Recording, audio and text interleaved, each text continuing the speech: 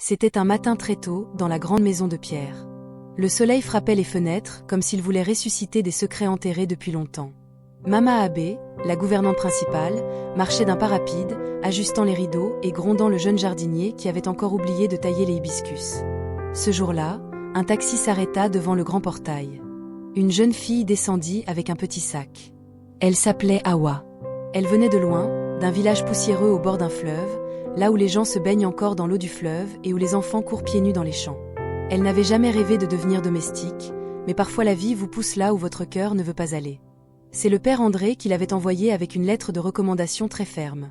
Travailleuse, propre, respectueuse. Prenez-la, disait la lettre. Une lettre que Mama Abe avait posée devant Madame Hidaya. Quand Awa entra dans la maison, elle fut frappée par le silence qui y régnait. Un silence de luxe, froid, comme une respiration retenue depuis des années. Madame Hidaya ne la regarda pas longtemps avant de commencer à l'interroger. « Tu sais cuisiner ?»« Oui, madame. »« Tu dormiras là où on te dira. Tu parleras quand on te le dira.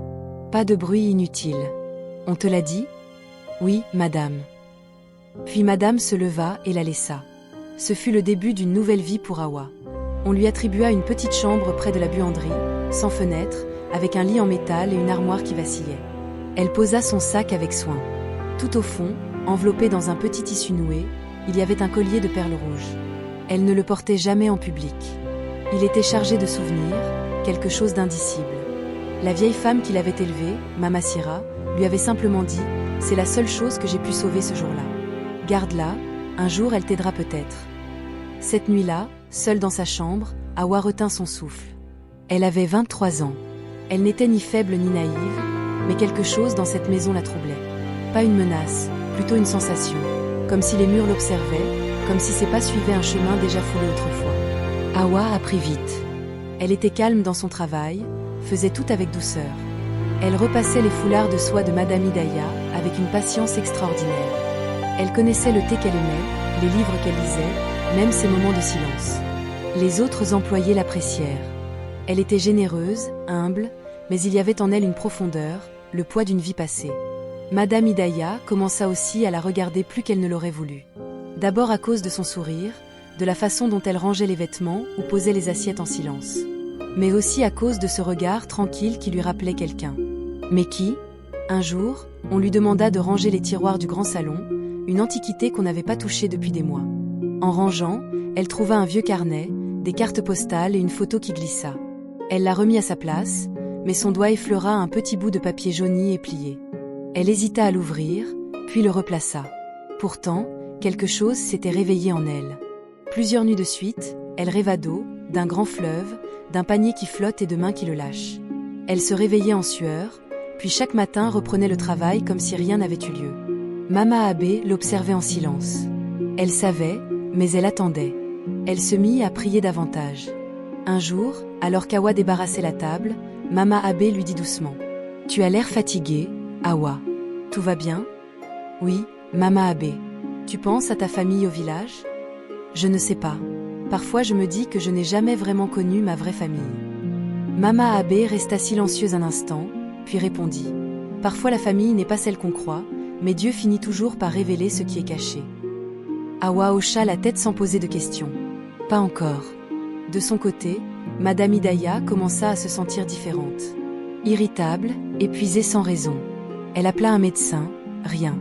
Elle fit même venir une vieille tante pour purifier la maison avec de la fumée de feuilles et des paroles anciennes, mais rien ne changea. Jusqu'au jour où, en rangeant son armoire, elle retrouva une petite boîte en cuir qu'elle n'avait pas touchée depuis des années. Elle l'ouvrit sans réfléchir. Dedans, un petit bonnet de bébé, un bracelet en fil et une photo abîmée. Les souvenirs revinrent brutalement. Elle referma la boîte vite, mais son cœur battait fort. Pourquoi le visage d'Awa revenait-il sans cesse quand elle regardait cette photo? Elle n'en parla à personne. Mais cette nuit-là, elle rêva qu'elle portait un bébé dans ses bras, le déposait dans un panier et faisait une promesse qu'elle avait essayé d'oublier. Pendant ce temps, dans sa petite chambre sans fenêtre suffisante, Awa tenait son collier de perles rouges dans ses mains. Elle ne comprenait pas ce qu'elle ressentait, mais elle savait que quelque chose d'important était sur le point d'être révélé. Les jours devinrent lourds, non pas à cause du travail. Elle le faisait avec une précision étonnante, mais à cause des voix intérieures, comme si son nom avait déjà été prononcé autrefois dans cette maison. Un samedi matin, Une autre employée, Jenabu, tomba malade et fut autorisée à se reposer. Madame Hidaya, qui n'aimait pas que son emploi du temps soit perturbé, ordonna à Hawa de nettoyer elle-même la chambre d'amis privée, une pièce où on n'entrait presque jamais. Le sol de marbre était froid, les miroirs bordés d'or, les parfums de luxe alignés comme des soldats précieux. Hawa travaillait en silence quand un visiteur inattendu arriva. C'était une femme âgée, vêtue avec élégance, gantée jusqu'au coude, la voix calme mais autoritaire. « Hidaya est là ?» demanda-t-elle. « Je vais l'appeler, madame. »« Non, attends. Tu es nouvelle ici ?»« Oui, madame. »« Comment t'appelles-tu ?»« Hawa. » La femme se tut quelques secondes et la regarda attentivement. « Hawa, joli prénom. D'où viens-tu ?»« Du village de Sigu. »« Sigu ?» répéta lentement la femme, les yeux plissés. « Je connais ce village. J'y suis allée il y a très longtemps. Tu es ici depuis combien de temps ? » Quelques semaines seulement. Elle sourit, mais il y avait de l'inquiétude dans ce sourire. « Tu ressembles à quelqu'un que j'ai connu. Une très belle femme, fière mais très seule. » Avant qu'Hawa ne puisse répondre, Madame Hidaya entra, vêtue d'une blouse de nuit bleue élégante. « Oh, Yenda, tu es en avance. »« Oui, je le fais toujours quand je sens que la journée sera longue, » répondit Yenda avec un sourire. Hawa sortit et les laissa seuls. Yenda prit la main d'Hidaya un court instant, puis ajouta d'une voix lourde de sens. « Hidaya, j'ai parlé à ta nouvelle employée. Elle est particulière. Une fille de village, humble, propre, c'est ce qui compte. » Mais Yenda resta silencieuse un moment, les yeux fixés sur les mains d'Hidaya. « Tu sais que ce qu'on cache finit toujours par repousser ailleurs, n'est-ce pas ? » « N'y reviens pas, Yenda, » coupa Hidaya avec lassitude. « Ce qui s'est passé est passé. Tu m'as déjà assez jugé il y a 20 ans. Je ne juge personne. Je dis seulement que l'air dans ta maison a changé. » À côté, dans la pièce voisine, Hawa entendit tout sans comprendre le sens. Elle ne savait pas encore que ses paroles privées la concernaient, elle, son sang et le grand secret qui allait bientôt éclater. La nuit suivante, elle décida d'écrire une lettre à Mama Sira. Ce n'était pas une lettre pour envoyer vraiment, il n'y avait pas d'adresse, juste un moyen de vider ses pensées. « Maman, écrivit-elle, j'ai l'impression d'être arrivée là où tu n'as jamais osé imaginer. Tu m'as élevée avec amour, mais tu n'as jamais voulu me dire d'où je venais vraiment. Ici tout est beau, mais tout semble fermé. Je marche comme sur une terre fragile, comme si chaque pas pouvait déterrer quelque chose d'enterré. Il y a une femme ici, forte, fascinante, mais il y a autre chose en elle. Quelque chose que je ressens sans le comprendre. As-tu déjà vu son visage ? Y a-t-il quelque chose que tu voulais me cacher pour me protéger ?» Hawa plia la lettre et la glissa dans son sac, entre son carnet et le tissu qui enveloppait son collier de perles rouges. Le lendemain, sur ordre de Mama Abe, elle alla seule au marché acheter du poisson frais, des oignons et des épices. Tâche simple. Mais ce jour-là, elle se perdit, pas dans les rues, non, mais dans des souvenirs qui surgirent soudain près d'un étal. Une vieille femme vendait des tissus. En passant, les yeux d'Hawa accrochèrent un tissu rouge orné de motifs de coquillages. Il la toucha au cœur comme une gifle. Elle s'arrêta, le cœur battant sans raison. « Tu veux l'acheter » demanda la vieille. « Non, c'est comme si je l'avais déjà vu. »« C'est un motif ancien, » dit la vieille. « On le portait beaucoup au bord du fleuve quand les sages-femmes enveloppaient les nouveau-nés. Pour les protéger. C'est un tissu de naissance. Tu sais, ma fille, parfois les tissus se souviennent plus que les gens. » Hawa acheta un petit morceau. Elle ne savait pas pourquoi, mais elle le sentait dans son âme. Elle le plia avec soin, le caressa et rentra chez elle avec une sensation étrange, comme si elle s'approchait de quelque chose. Le soir, en rangeant les provisions dans la cuisine, Mama Abe entra sans bruit, regarda Hawa, puis aperçut le morceau de tissu sur la table. « Où as-tu trouvé ça ?»« Au marché.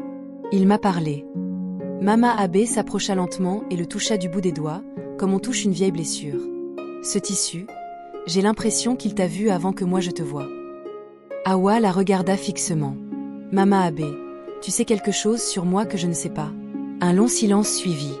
Puis la vieille femme dit doucement. « Je sais que la vérité vient toujours, mais jamais avant son heure. » Elle partit, laissant Hawa seule avec ses pensées, serrant le morceau de tissu contre sa poitrine. Cette nuit-là, la maison était plus silencieuse que d'habitude. Même le vent qui jouait d'ordinaire aux fenêtres s'était tu, comme s'il respectait quelque chose de sacré. Allongée sur son lit étroit, Hawa fixait le plafond gris. Il n'y avait rien à voir, mais ses pensées cherchaient la lumière. Elle sentait qu'elle était tout près de comprendre la vérité cachée, même si elle n'était pas encore claire. Les jours continuèrent leur cours. Madame Hidaya recevait des invités, assistait à des réunions, passait de longs appels depuis son salon.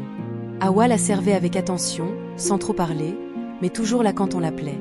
Chaque fois qu'elles étaient ensemble, il y avait entre elles une sensation indescriptible, comme un silence chargé de sens ou une corde fine reliant les deux rives d'un même fleuve. Une nuit où Madame Hidaya était sortie à une réception, Hawa fut autorisée à utiliser la bibliothèque de la maison, une pièce fermée pleine de vieux livres et de souvenirs couverts de poussière. Mama Abe lui donna la clé en disant « Va lire un peu. Tu travailles bien, tu as le droit. Mais remets tout exactement comme tu l'as trouvé. » Hawa entra avec respect. L'odeur de vieux papier et de cuir remplissait la pièce, comme si les murs eux-mêmes avaient des secrets. Elle caressa le dos des livres du bout des doigts, puis soudain, entre les pages, elle vit une photo plus nette. Une jeune femme enceinte, assise, le visage triste, sans sourire. Ce visage, elle le connaissait. Elle le voyait tous les jours. C'était Madame Hidaya, enceinte. Le cœur d'Hawa s'arrêta un instant, non pas de peur, mais de choc. Elle referma lentement le livre, le remit en place et sortit de la pièce comme quelqu'un qui se réveille d'un rêve. Elle n'arrivait plus à penser. Ce n'est qu'une vieille photo, ça ne veut rien dire, se dit-elle. Mais cette nuit-là, elle ne dormit pas. Le lendemain, elle travailla avec encore plus d'attention, comme pour se prouver qu'elle n'avait rien vu, mais son esprit n'était plus calme. La photo revenait sans cesse, réveillant des souvenirs flous d'enfance, des voix indistinctes. Un après-midi, la vieille tante de Madame Hidaya arriva à l'improviste. Grande femme imposante, sentant l'encens et le savon noir. Dès qu'elle entra, ses yeux se posèrent sur Hawa. Elle la fixa longuement en silence, puis tira Mama Abe à part. « Cette fille-là, dit-elle à voix basse. Je l'ai déjà vue quelque part. »« C'est une employée, » répondit Mama Abe avec prudence. « Ne me mens pas, Abe. Elle a les traits de notre famille. Regarde ses joues, ses yeux, ses mains, exactement comme ceux de la grand-mère d'Hidaya. Tu parles trop fort, sœur. Tu crois que Dieu dort? Tu crois que les enfants qu'on abandonne ne reviennent jamais marcher dans nos pas? Regarde bien, cette fille n'est pas ici par hasard. » Puis elle partit, laissant Mama Abe avec un nouveau poids sur le cœur. Dans les jours qui suivirent, Hawa sentit les regards changer autour d'elle, pas avec méchanceté, mais avec prudence, peur ou secret. Comme si tout le monde attendait quelque chose qu'elle seule ne savait pas encore. Elle décida d'écrire une autre lettre, cette fois à elle-même. Il y a un secret ici, je le respire, mais pourquoi ai-je peur de poser les bonnes questions? Ai-je le droit de savoir qui je suis, ou chercher serait une trahison? Parfois quand je regarde cette femme, je vois du regret dans ses yeux, quelque chose d'indicible qui m'effraie et m'attire à la fois. Elle glissa la lettre sous son matelas. Le lendemain, elle décida d'aller voir le père André, celui qui l'avait envoyé ici.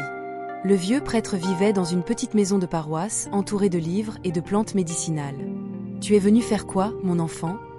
demanda-t-il en la voyant. « Pourquoi m'as-tu envoyé dans cette maison ?» Il la regarda longuement, puis soupira. « Parce que j'ai obéi à un appel que même moi je n'ai pas bien vu. Parfois Dieu pousse ses enfants là où la vérité dort. Et toi, Hawa, tu portes une vérité que personne ne pourra cacher longtemps.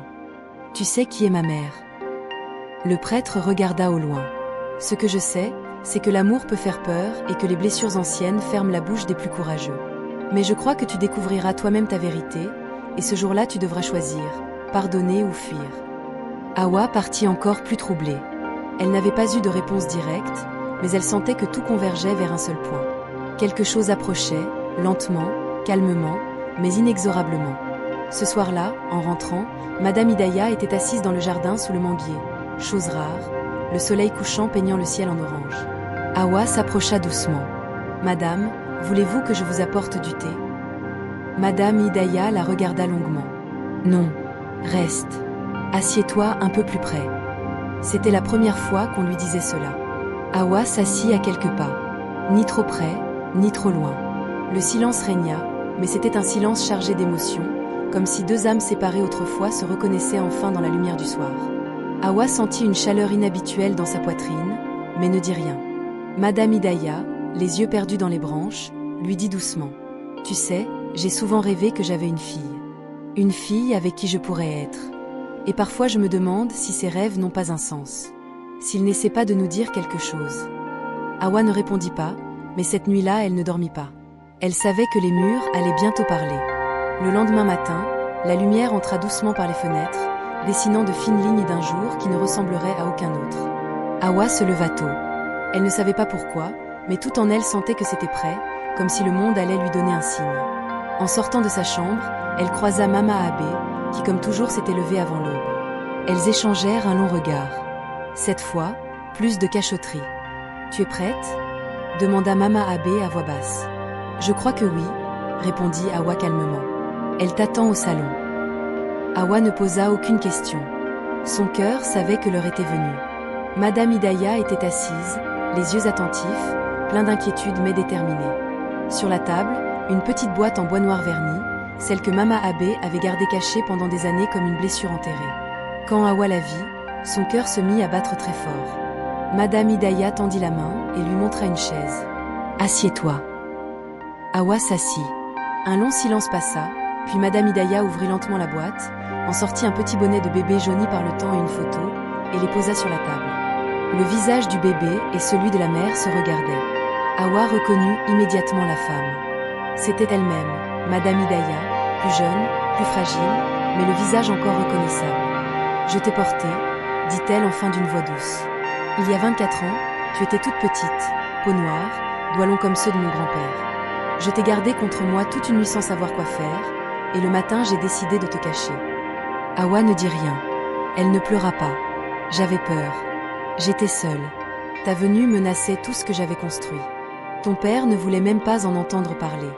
J'étais jeune, sotte et ambitieuse. Alors je t'ai laissée à une vieille femme sage qui m'a juré de ne jamais parler de ton existence, et moi j'ai juré de t'oublier. Elle prit le collier rouge des mains d'Hawa et le caressa du bout des doigts. Ce collier, je te l'avais mis un jour avant de partir. Il était à ma mère. Je n'ai jamais pensé le revoir. Quand je l'ai vu à ton cou il y a quelques semaines, j'ai eu le vertige. Mais je me suis menti, je me suis dit que ce n'était pas possible, que Dieu ne pouvait pas être aussi sévère ou aussi juste. Hawa parla enfin, d'une voix basse. Mama Sira m'a dit que c'était le seul souvenir de mon passé. Madame Hidaya ferma les yeux, sa respiration tremblante. Je n'ai jamais eu d'autre enfant. Je t'ai vu grandir ici sans savoir que c'était toi. Chaque jour, je sentais quelque chose me frôler. Je te regardais comme un rêve ancien, et maintenant je n'ai plus d'excuses.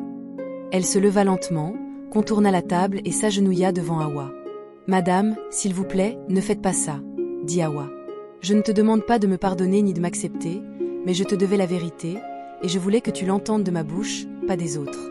Aujourd'hui, pas demain. Aujourd'hui, je veux te dire que tu es ma fille. Ma seule fille. » Les mains d'Hawa tremblèrent. Sa respiration devint courte. En un instant, toute sa vie passa devant ses yeux. Les longues journées à chercher un visage inconnu, les prières murmurées, les questions sans réponse. Et aujourd'hui, la réponse était là, claire, réelle, inattendue. « Je ne peux pas tout comprendre maintenant, mais je suis là, » dit-elle doucement. « J'écoute. » Un silence lourd s'installa. Puis, lentement, Madame Hidaya se mit à pleurer. Des larmes de regret, des larmes de longues années. Ce soir-là, Mama Abe prépara un ragoût qui sentait l'enfance. Pas pour des invités, pas pour des patrons, mais pour une mère et sa fille. Hawa mangea lentement. Madame Hidaya ne mangea pas beaucoup, mais elle resta à table avec elle, en silence. Les autres employés commencèrent à murmurer. « On savait que cette fille n'était pas ordinaire, » dirent-ils à Mama Abe. « Maintenant, elle va nous regarder de haut. »« Mes chéris, » répondit Mama Abe, « ne soyez pas jaloux. Ne salissez pas vos cœurs. Quand on souhaite du bien aux autres, on est aussi béni. Vos bons jours viendront, ne vous inquiétez pas. » Après le repas, Hawa sortit son carnet rempli de lettres et de pensées. Elle ouvrit la première page, prit la lettre qu'elle avait écrite à elle-même quelques jours plus tôt, la froissa et la jeta. Elle ne voulait plus fuir. Elle ne voulait plus deviner. Elle voulait vivre. Plus tard, quand la maison fut calme, Hawa frappa à la porte de la chambre de Madame Hidaya. « Entre » dit une voix douce. La chambre était baignée d'une lumière chaude. Sur le lit, des draps légers et un livre. « Je veux savoir » dit Hawa. « Je veux tout savoir. Qui était mon père? Pourquoi as-tu eu peur? Pourquoi m'as-tu abandonné? Je ne te juge pas, mais je ne veux plus vivre dans le noir sur ma propre vie. » Madame Hidaya l'invita à s'asseoir au bord du lit et, cette nuit-là, elle raconta son adolescence, ses erreurs, l'amour interdit, l'enfant qu'elle avait voulu oublier mais que son âme n'avait jamais laissé partir. Elle parla aussi de ses rêves, de ses succès et des nuits blanches remplies de regrets. Plus elle parlait, Plus sa voix se brisait et plus ses yeux devenaient humains. Hawa écouta sans l'interrompre. Quand elle eut fini, il n'y eut plus de questions. Seulement le calme de la compréhension. Hawa se leva, fit quelques pas vers la porte, puis dit « Je ne sais pas encore ce que je vais faire de tout ça, mais je sais une chose. » Madame Hidaya tressaillit légèrement en entendant pour la première fois ce mot. « Je suis là maintenant, » continua Hawa, « et je ne suis plus une étrangère. » Elle sortit de la chambre. Cette nuit-là, pour la première fois en 24 ans, la maison sembla enfin respirer. Quelques mois plus tard, les choses commencèrent à changer doucement. Hawa ne portait plus l'uniforme de domestique. Elle n'habitait plus la petite chambre sans fenêtre. Elle avait sa propre chambre, décorée à son goût, près du bureau de sa mère. Elle commença aussi des études de gestion d'entreprise, sur les conseils de Madame Hidaya, sa mère, qui la voyait désormais non seulement comme son unique héritière, mais comme la continuation de sa vie, une nouvelle flamme d'espoir. Et dans cette relation guérie, dans cette reconstruction, il y avait une belle vérité. Parfois les racines se perdent, tournent, se brisent, mais finissent toujours par revenir à leur terre. Dans la maison qui était autrefois silencieuse, on entendait désormais une nouvelle voix. Celle d'une mère, d'une fille et d'un avenir plein d'espoir. Cette histoire nous rappelle que la vie est pleine de secrets, mais que la vérité ne peut rester cachée éternellement. Elle nous montre la force du pardon, de la compassion et de la reconstruction des liens brisés. Elle nous enseigne que même ceux qui ont été abandonnés, perdus ou blessés, les plans de Dieu ne sont jamais en retard, et que parfois les racines se perdent pour mieux revenir à leur terre. Au bout du compte, seul l'amour véritable et la vérité peuvent guérir toutes les blessures. Merci infiniment d'avoir pris le temps de regarder cette histoire. Chaque spectateur est une partie essentielle du succès de cette chaîne. Restez avec nous pour les prochaines vidéos. Notre voyage continue et le meilleur est encore à venir. N'oubliez pas de vous abonner, de liker et de partager cette vidéo pour que nous grandissions ensemble. À très bientôt dans la prochaine vidéo.